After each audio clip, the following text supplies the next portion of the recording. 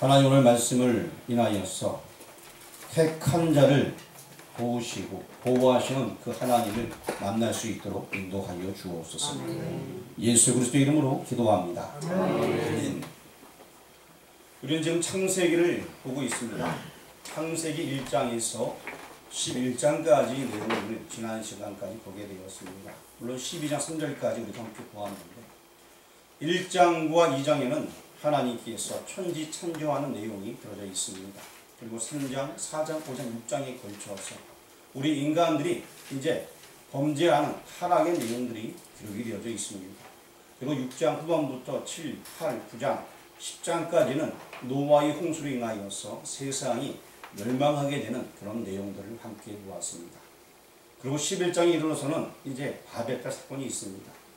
다시 말씀을 정리하자면 하나님께서 천지를 창조하신 이후에 아담이 범죄하게 됩니다. 그러할 때 하나님께서는 여자의 후손을 보내주시겠다라고 창세기 3장 15절에 약속을 하게 됩니다. 뱀의 후손과 여자의 후손이 창세기 3장 15절에 시작되면서 원복음이 주어지게 되었습니다.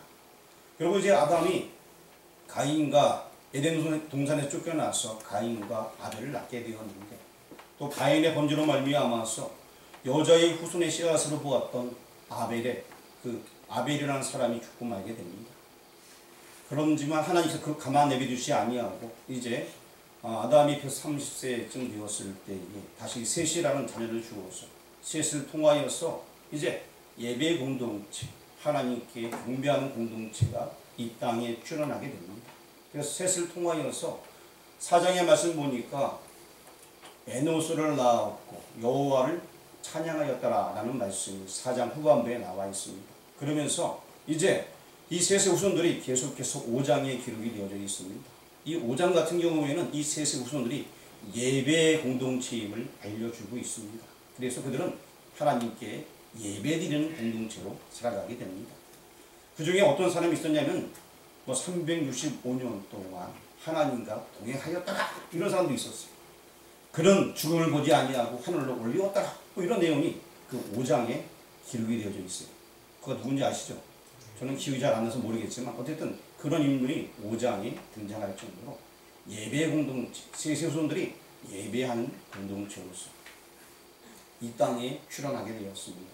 그러나 그보다 먼저 가인, 또 라멕 이런 사람들이 큰 민족을 이루게 되었고 그들은 이제 무기를 만들고 그 다음에 악기를 만드는 사람들로서 점점 땅에 번성하게 되었는데 6장에 이르러서 이렇게 하나님의 아들들, 예배 공동체 셋의 후손들이 이제 가인의 후손들하고 서로 이제 혼인을 맺게 됩니다. 결혼으로 말미암아서 세상의 죄악이 단용하게 되었습니다. 그래서 하나님께서 그 중에 셋의 후손 중에 노아를 택하시고 노아의 가정을 택하시고 나머지는 다 물속에 수장을 시키게 됩니다. 한번 따라하길 바랍니다. 날씨 덥다. 되게 덥죠, 그렇죠?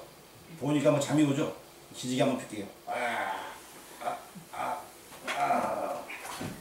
자, 더우신 분 창문 여시고요. 기지개 다시 한번 높이시고 옆에 고개 돌리면서 인사 한번 하세요. 안녕하세요. 안녕하세요.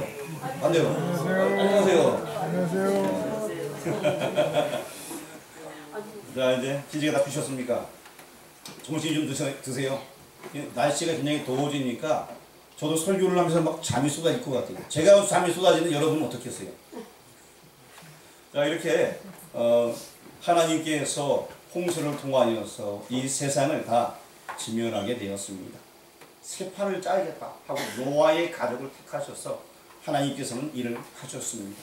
그런데 11장에 가서 보니까 그의 후손들이 노아의 후손들이 이제 점점 교만해져서 하나님과 같아지려고 합니다. 바벨탑을 쌓는 그런 모습이 나와 있습니다. 하나님께 예배 드릴 때는 가듬지 않은 돌로 예배를 드리고 또 그냥 진흙으로 그 단을 싸움으로 말미암아 예배를 드렸는데 이 사람들은 지금 어떻게 하냐면 가듬은 벽돌로 성을 쌓았습니다. 그리고 또 역청으로 그 사이를 메꾸면서 우리가 성과 대를 쌓아서 하나님처럼 높아지자라고 교만해지고 있는 모습이 11장에 나와 있습니다. 하나님께서 11장 4절에서 그 모습을 보이고 11장 8절에서는 결국에 그들의 언어를 흩으시는 말미암아 온 세상이 흩트는 모습이 성경에 기록이 되어져 있습니다. 자, 그래서 하나님께서 도저히 안 되겠다. 자, 지금까지 11장까지는 무슨 이 역사는 뭐라 그러면 인류 일반 역사라고 합니다. 자, 다시 한번 따라하겠습니다. 인류 일반 역사. 몇 장부터 몇 장까지 가요? 몇 장부터 몇 장까지요? 1장부터 11장까지는 인류 일반 역사의 기록이 남겨져 있습니다. 하지만 이 인류 일반 역사는 예수께서 죄를 짓는 그런 모습밖에 나타나지 아니했어요. 물론 홍수를 통하여서 무지개 언약도 주셨습니다. 하지만 그 이후에 사람들도 역시 죄를 짓고 많은 것이었어요. 그래서 하나님께서는 한 가족, 한 사람을 택하셔서 내가 이제 내 나라 이스라엘을 세우겠다 라고, 그래서 아브람을 택하게 됩니다. 오늘 12장에서 그래서 아브람이 등장하게 됩니다. 11장, 오늘 12장 1절 말씀에 아브람을 택해서 야, 너는 내가 지시할 땅으로 가라! 라는 말씀을 하게 됩니다. 아브람이 그 말씀을 듣고서 가게 되는 것입니다. 지난 시간에 우리가 한번 두 나라에 대해서 비교를 해봤습니다. 자, 바벨, 탑을 쌓았던 노아의 후손들, 그 사람들은 이제 국가가 되기 위해서 국민, 주권, 영토가 다 있었어요. 국민이 그들이 국민이었고, 주권은 그들이 또 주권을 가지고 있었고, 영토는 신할 평지가 영토였습니다. 하지만 아브라함 같은 경우에는 지금 하나님께 부름받았지만 국민 아직 없어요. 하지만 말씀 속에 나중에 보니까 큰 민족이 된다라는 말씀만 주십니다. 민족이 없어요. 국민, 주권은 하나님께 있습니다. 영토, 내가 보여줄 땅으로 가라. 땅도 아직 없어요. 아무것도 없는 이 아브라함입니다. 하지만 하나님께서 가라! 라고 명령하십니다. 이 부분을 가리켜서 히브리서 11장 8절에서는 그 행동을 가리켜서 믿음의 행동이다 라고 말씀해 주고 있습니다. 그래서 믿음으로 아브라함은 갈 바를 알지 못하고 하나님의 명령에 따라서 가나안 땅으로 갔다. 갈 바를 알지 못하고 갔다라고 얘기합니다. 원래 이제 이쪽 메소포타미아 지역 저 끝에 갈대아 우르에 있었습니다. 이 갈대아 우르라는 지역은 문명의 발상지였습니다. 고대 문명이 찬란하게 발전되어 있던 그곳이에요. 그곳에서 또 이 가족은 족장의 가족입니다. 가진 것이 많았어요. 그런데 내 본토 아비집을 떠나라 라고 말씀하십니다. 다 내놓고 가라는 거예요. 갈 바를 알지 못하고 갔다는 것은 맨 처음부터 가나안 땅으로 가라는 것이 아니기 때문에 그냥 집을 떠나라니까 떠났어요. 왜? 그곳은 우상 숭배하는 곳이었기 때문에 고대 문명의 발생지였고 바빌론 문명이 있던 그곳에서 떠나서 이제 가다 보니까 메소포타미아 지역 이 끝 하란이라는 지역으로 오게 됩니다. 거기 머물다가 아브라함의 부친이 돌아가신 다음에 오늘 말씀 보니까 아브라함이 75세 됐을 때에 한 3절쯤에 나와 있는데 그때에 다시금 가나안 땅으로 가라 라고 하면서 이제 가나안 땅으로 가라라는 말씀을 주고 있습니다. 그래서 이제 이 아브라함이 가나안 땅으로 자기 가족들이 12장 4절에 나오죠. 가족들과 함께 더불어서 행해가는 모습이 나와 있습니다. 자, 이제 아브라함을 통해서 볼 수 있는 것은 첫 번째, 하나님께서 가라 했더니 그냥 간 거예요. 이렇게 가르쳐서 믿음의 순종이라고 얘기합니다. 뭐라고 얘기한다고요? 그냥 순종하는 거예요. 만약 내가 지금 있는 곳이 우상을 섬기는 곳이면 떠나야 돼. 바로 떠나야 돼. 내가 모여있는 친구들이 지금 우상 섬기는데 나를 동조하고 있으면 내가 떠나야 되는 거예요.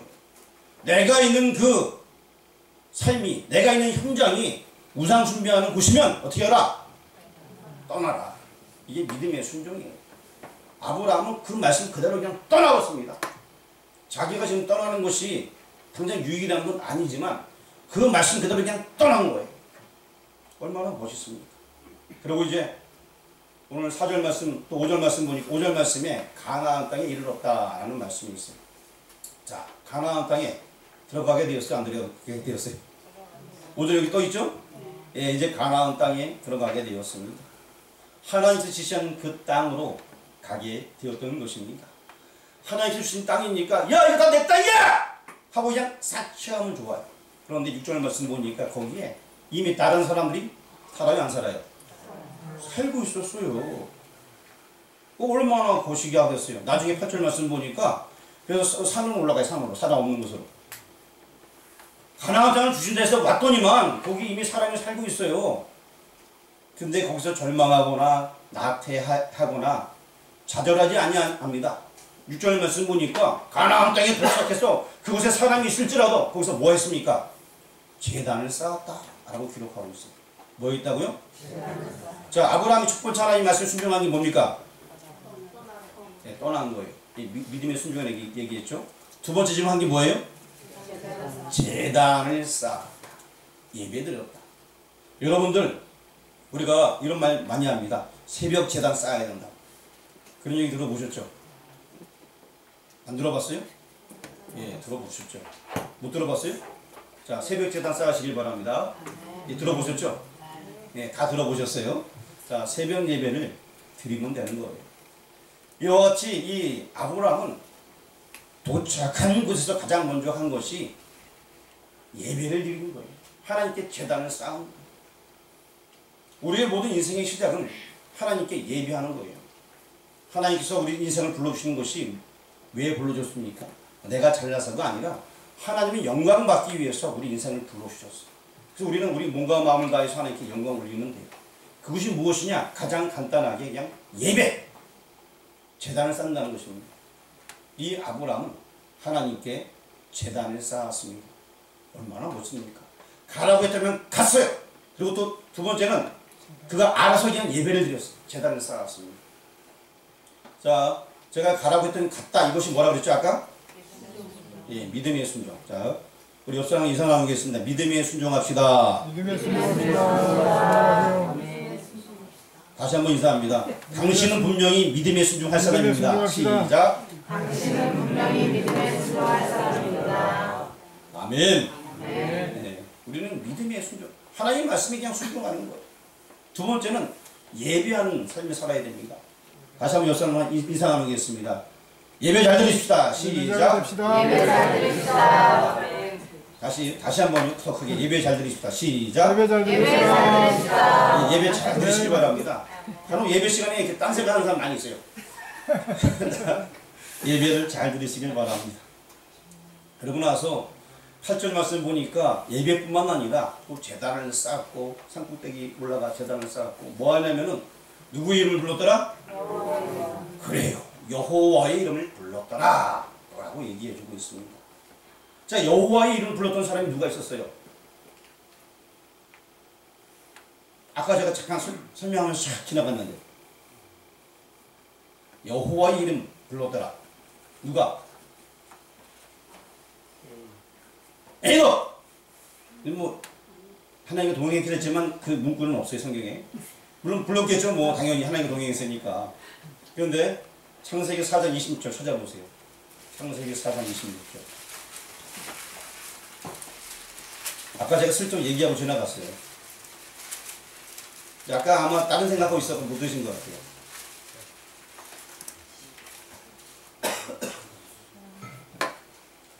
자, 읽어보세요. 시작. 셋도 아들을 낳고 그 이름을 에노스라 하였으며 그때 사람들이 모여서 여호와의 이름을 불렀더라. 셋의 후손들이 여호와의 이름을 부르게 되었다. 하나님 중심으로 모이는 예배 공동체가 되었다. 이 말씀 제가 드린 적 있죠 아까? 기억 안 나나요? 제가 얘기를 안 했나 보죠. 뭐 여러분들이 다 기억 못하는 거 보니까 저는 얘기 안 했고 제가 혼자 착각하는 거예요. 그렇죠? 예. 오늘 제가 혼자 착각하면서 설교한다 생각하시면 됩니다.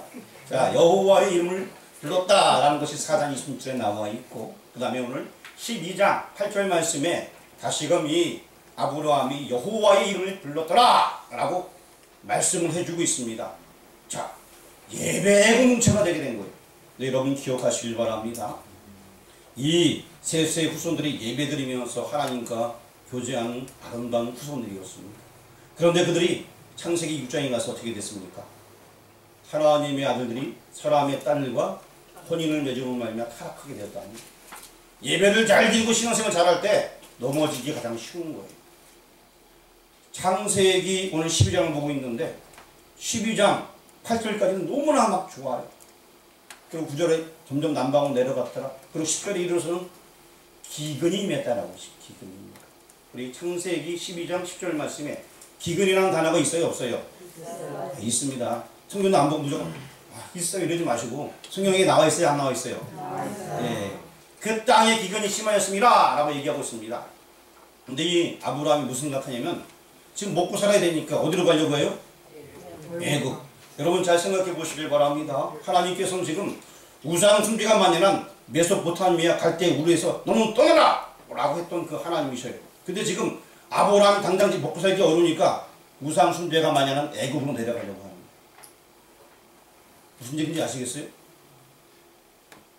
정말 멋지게 떠난 그 사람, 은혜 충만하게 예배 중심의 삶을 살아왔고 여호와 이름 막 불렀어요. 그 사람이 이제는 신앙생활 잘하다가 애굽으로 내려가려고 지금 하는 거예요. 애굽에는 여러분 알다시피 거기에는 나일강이 우상이었어요. 개구리가 우상이었어요. 이, 파리, 소 이런 게 다 우상이었어요. 메뚜기가 우상이었어요. 이런 그 우상이 많은 그 나라로 스스로 지금 내려가는 거예요. 좀 전까지는 굉장히 멋있었어요. 가라니까 믿음에 순종하면서 갔습니다. 히브리서 11장 8절에서도 믿음으로 아브라함을 이렇게 시작하고 있어요. 근데 지금은 믿음이 없는 모습으로 내려가는 그 인생을 살아가고 있는 모습입니다. 그러면서 이제 이 내려가는 모습 속에서 굉장히 여러 가지 실수를 하게 됩니다. 근데 여러분 저는 어쩌면 이 성경을 쭉 보면서 아브라함의 마음이 조금 이해는 갔어요. 저도 예전에 어떤 분 예전에 교회에서 나오시던 분인데 교회 전 다시 나오고 얘기하니까 그때 제가 전도사인데 전도사님 저도 좀 먹고 살기 어려웠어요.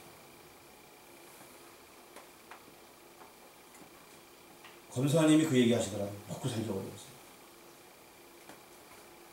당장 주일날 장사를 해서 삽니다. 지금 아들도 학교 가야 돼요. 먹고 살기 어려운데 어떻게 합니까? 이런 얘기 하더라고요. 그래서 그거 주일 지키면서 신앙생활하면 하나님께서 채워주십니다. 이렇게 얘기했지만 사람들은 그 말씀 잘 안 받아들여요. 지금 당장 먹고 살기 어려운데 무슨 소리 하시냐. 그게 오늘날 우리의 모습이에요. 저도 마찬가지예요. 옛적에 제가 일할 때 아파트에서 떨어져서 97년도에 제 아내를 만나게 되었는데 그때 떨어진 다음에 산업재해로 나오는 월급이 한 230만 원 나왔어요. 그러니까 그 전에 일할 때는 뭐 어느 정도는 뭐 교회에서 뭐 큰 부자는 아니더라도 제가 97년도에는 어느 정도 그냥 그 살만한 사람이었어요. 그 당시에는 잘 사는 건 아니지만 어쨌든 어느 정도는 사는 사람이었는데 신앙을 하고 나서는 먹고 살 길이 없는 거예요. 그 당시 어깨에 자존심이 막강했던 사람인데 맨날 아내한테 그때 결혼하기 전인데 이것도 말 못하고 얼마나 답답했겠어요. 만나면 아내가 밥을 사주고 가라고 기름값도 챙겨줘요. 그 당시는 아내가 아니었어요. 그냥 사귀는 사이였어요. 와, 내 속마음이 막 타는 거예요. 그래갖고 당시에 존경하는 목사님을 찾아갔어요. 목사님, 제가 이제 이거 좀 그만두고 제가 여기 지금 대학원을 공부하다 보니까 고등학생처럼 공부를 해갖고 도저히 뭐 알바를 해도 이게 메꿔지지가 않습니다. 학교에서 시키도 닦고 촬영전도 하는데 도저히 이건 뭐 책값이고 뿐만 아니라 기름값이고 뭐 감당할 수가 없습니다. 제가 좀 1년 정도 쉬면서 돈을 벌어서 이렇게 나중에 좀 하면 안 될까요? 이렇게 물어보니까 그 목사님이 얘기하기를 그건 지금의 생각이지만 아무리 어려워도 그치지 말고 하라고 얘기하더라고요. 만약에 중간에 한번 그치게 되면은 그 미래는 어떻게 될지 모른다. 중간에 놓게 되면은 다른 길 갈 수도 있고 힘들다고 놓게 되면은 언제 신앙을 끝낼지는 모른다. 그 얘기를 하는데 갈등이 너무 되는 거예요. 내가 며칠 일어나면은 이까지 것 때문에 고난 이렇게 어려우면 안 되는데 하루에 한 끼씩 먹으면서 신학교를 다녔어요. 신대원을. 그러니까 점심 한 끼만 딱 넣는 거예요. 그 당시 가격이 1200, 많이 먹는 식당은 1200원, 적게 먹는 식당은 1300원이에요. 1300원 고급 식당이었거든요. 근데 1200원이 없어가지고서 하루에 한 끼만 먹었어요. 와. 그러니까 막 그러면서도 그거 먹고 돈이 많으면 좋아요. 근데 그걸 그렇게 하면서도 계속 쪼들리는 거예요. 수업 끝나자마자 저는 어디로 도서관으로 달려갔어요. 왜냐? 수업 끝날 때 레포트 내주잖아요. 책 못 사니까 도서관으로 달려 책 빨리 빌려갖고 빨리 레포트 한 겁니다. 책 빌려놓고 보는 거죠. 한 번도 책을 사본 적이 없어요. 굉장히 답답한 거예요. 막. 그런 시류들이 있었어요. 그러니까 이 기근이라는 것, 어려움이라는 거는 정말 되게 힘든 거예요. 제가 겪어보니까 알겠더라고요.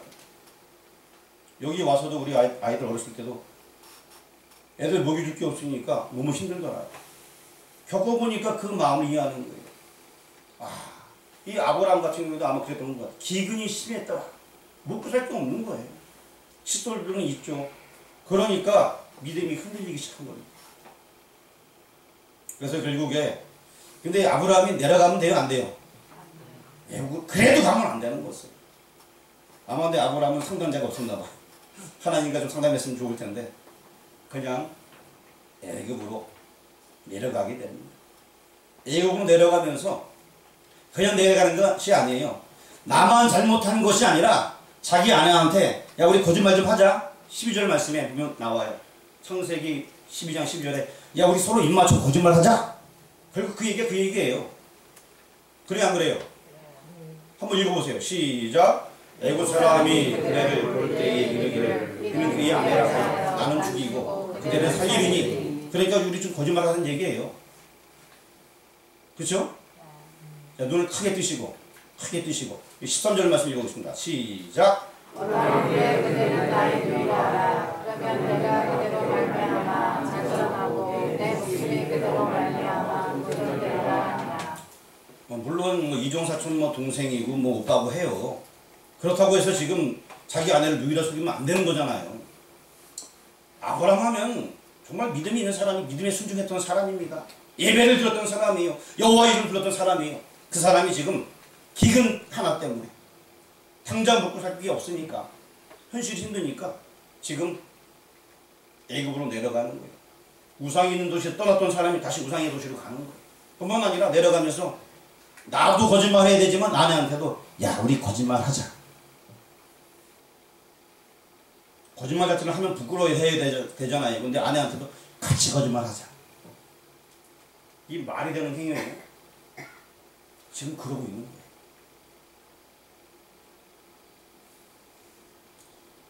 만약에 정말로 이 일이 그대로 하나님께서 개입하지 아니하셨다면은 아브라함은 한 방에 죽을 수도 있었어요. 잘못하다가. 그리고 또 어쩌면 만약에 이 자기네 아내가 바로의 와이프가 돼버리면 어떻게 됩니까?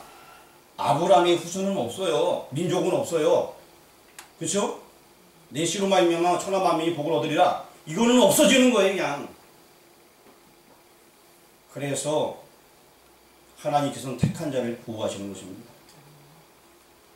그리고 17절 가서는 어떤 내용이 나오냐면 파라오 이방 왕이 지금 아브라함에게 막 17절 18절 이 보게 되면 책망을 하고 있습니다. 아브라함 네가 그럴 수 있느냐? 같은 하나님의 자녀가 얘기하는 것이 아니고 18절 말씀 보게 되면 바로가 이제 아브라함을 불러서 얘기합니다. 어떻게 나를 속일 수 있느냐? 이방 사람한테 그 얘기를 듣게 되는 거예요. 지난 시간에 분명히 제가 말씀드렸습니다. 김철기 집사님을 하나님께서 택한 이유가 뭐라고 얘기했습니까? 기억 안 나요? 전재훈 집사님을 하나님께서 택하신 이유가 뭐라고 했습니까? 예? 예? 나를 통하여서 천하 만민이 복을 얻게 하도록 하기 위해 나를 택했다. 얘기했죠? 예. 기억나시죠 이제? 예. 하나님께서 택한 사람들이에요. 이 택한 사람들 분명히 쓸모가 있어요. 그래서 이 택한 사람들을 하나님께서 지켜주시는 거예요. 어쩌면은 이런 상황 속에서 아브라함이 하나님께서 택한 사람이 아니면은 바로가 그냥 죽여도 되는 거예요. 그리고 지금 이런 모든 상황 속에서 바로가 기분 굉장히 나쁠 수도 있거든요. 그러니까 자기 마음대로 할 수도 있었어요. 하지만 하나님께서 친히 개입해 주심으로 말미암아 아브라함을 보호해 주시고 그 가문을 지켜주셨어요. 여러분 잘 생각해 보시기 바랍니다. 12장을 그대로 볼 경우에 이 뒷부분을 그대로 보게 되면은 아브라함이 믿음이 없어서 애굽으로 내려갔고 거짓말까지 하였는데 하나님께서 은혜를 베풀었더라. 이게 맞는 얘기예요? 이거는 윤리적으로도 맞지 아니하는 얘기예요. 그런데도 불구하고 하나님께서 지금 택한 자를 보호하시기 위해서 그렇게 역사하시는 거예요. 우리가 윤리적으로 보면 이거 이해가 안 되는 말씀이에요. 이게 도저히 이해될 수가 없어요. 택한 자를 보호하기 위한 하나님의 특별성이었습니다. 하나님이 친히 바로에게 개입해 주셔서 바로가 알게 된 거예요. 바로하고 아브라함이 안 하는 것을 하나님의 음성을 들으니 어떻게 모르겠지만 알게 된 거예요. 그래서 다시 아브라함의 초를 돌려보내면서 당신이 그럴 수 있느냐 라고 하면서 다시 돌려보내게 됩니다. 이것이 하나님의 방법입니다. 다시 말씀드리면요, 어떤 사람들은 그냥 차 타고 가다가 싱크홀에 빠져서 죽는 사람도 있어요. 그렇지만 어떤 사람은 차가 와서 나를 딱 때리고 갔는데 멀쩡하게 산 사람도 있어요. 왜? 하나님께서 택하셨기 때문에, 사명 주셨기 때문에. 여러분들은 택함 받은 사람들이에요. 그렇지 않습니까? 어쩌면 우리가 한 방에 갈 수도 있어. 한 방에 그냥. 그런데 안 가요. 왜? 사명이 있기 때문에. 택함 받았기 때문에. 하나님 입장에서는 진짜 한 방에 보낼 수도 있어요. 바로한테 쟤를 그냥 없애버려 하면 그냥 한 방에 갈 수도 있어요. 그런데 그렇게 안 되고 오히려 아브라함을 하나님께서 지켜주셨어요. 무서운 얘기인데 지금 뭔 얘기인지 아십니까? 아마 이 한 방 한 방 겪어보신 분들이 여기 교회 가운데 교인들 가운데 혹 있을지 몰라요. 많이 있을지도 몰라요. 한 방에 갈 수 있는데 살아남았어요. 왜? 택하신 이유가 있잖아요. 나를 통해서 본전하기 위하여서. 그렇기 때문에 우리 한 방에 안 가는 거예요. 이해되시나요? 하나님은 택하신 자를 보호하십니다. 그러니까 우리는 이게 뭐냐? 은혜. 큰 은혜가 되는 거예요. 택한 자를 보호하시는 하나님. 하나님께서 지금 나를 특정하게 불러주셨습니다. 얼마나 큰 은혜가 되는 것입니까? 한 방에 갈 수 있었어요. 아까도 얘기했지만 제가 97년도에 아파트에서 떨어져서 한 방에 갈 수 있었어요. 한 방에 안 갔어요. 왜? 나를 통하여서 하나님 일하기 원하시기 때문에 한 방에 안 간 거예요. 팔 부러지고 다리 부러지고 이러면서 그냥 다녔어요. 이렇게. 한 방에 안 가고 얼굴 다 하나님 가져가 얼굴 다 망가지고 막 그래갖고 이렇게 붓고 막 이러고 다녔어요. 그냥. 다리 부러지는 것도 모르고 다니다가 28년 만에 알게 됐어요. 큰 뼈는 안 부러지고 작은 옆에 뼈가 부러졌는데 아프다고 했는데 엑스레이 안 나오는 거예요. 나중에 정확한 위치를 알게 돼서 딱 찾으니까 부러진 게 벌써 붙어가고 있대요. 치료할 필요가 없다고. 한 방에 갈 수 있었지만 하나님께서 살려주셨어요. 사명이 있기 때문에. 택하신 자를 하나님은 보호하십니다. 하나님께서는 지금도 여러분들을 보호하십니다. 하나님은 지금도 여러분 한 심령 한 심령을 책임져주십니다. 하나님은 문영수 안수지사님을 책임져주십니다. 아멘. 하나님께서는 송태환을 책임져주십니다. 기도하겠습니다. 택한 자를 보호하신 하나님 아버지 감사합니다. 하나님께 택함 받은 그 자체 기쁘고 감사하게 여기며 하나님께서 나를 택한 이유는 복을 전하기 위하여 복음을 전하기 위해 택한 것을 기억하면서 많은 영혼들 구원하는 일에 앞서서 나갈 수 있도록 인도하여 주옵소서. 오늘도 지켜주신 하나님께 감사드리며 예수 그리스도 이름으로 기도합니다. 아멘.